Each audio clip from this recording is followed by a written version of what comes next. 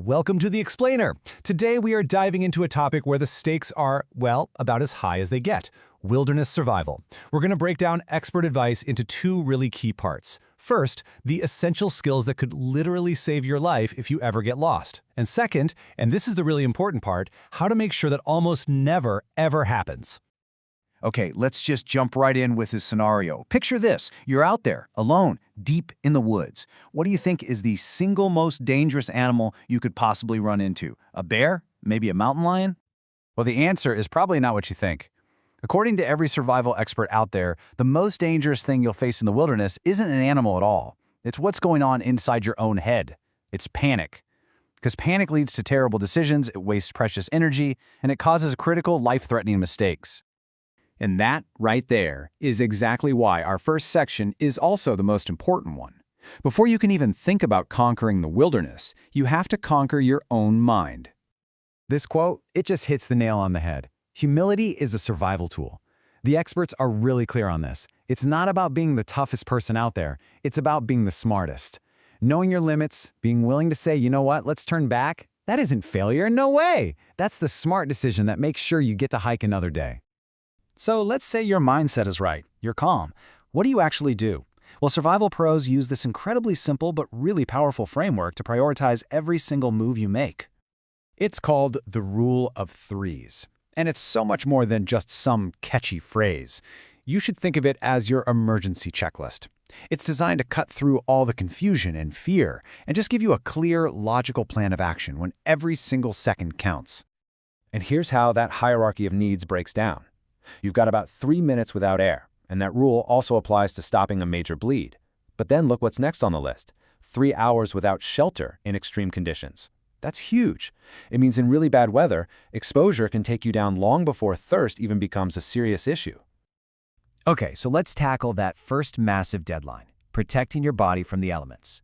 This is, without a doubt, your most immediate physical challenge. Experts agree, your gear should really focus on the things that are hardest to just whip up from scratch. So you have a fixed-blade, full-tang knife. That just means it's one solid piece of metal, so it's incredibly tough. A ferro rod for fire. That thing will work even when it's soaking wet. A simple poncho gives you instant shelter. A single-walled metal canteen is a must-have because you can boil water right in it. And paracord, well, that stuff has about 1,000,001 uses. Now beyond your pack, what you're wearing is your very first layer of shelter. And this principle, cotton kills, can literally be the difference between life and death. Cotton acts like a sponge. When it gets wet, it just sucks heat right out of your body. Wool and synthetics, on the other hand, they're total game changers. They pull moisture away from your skin and keep insulating you, even if they get damp. And then, of course, there's fire, the ultimate survival tool. It does everything, right? It gives you warmth, it purifies your water, it cooks food, and it can signal for help. But just as important is the psychological side of it.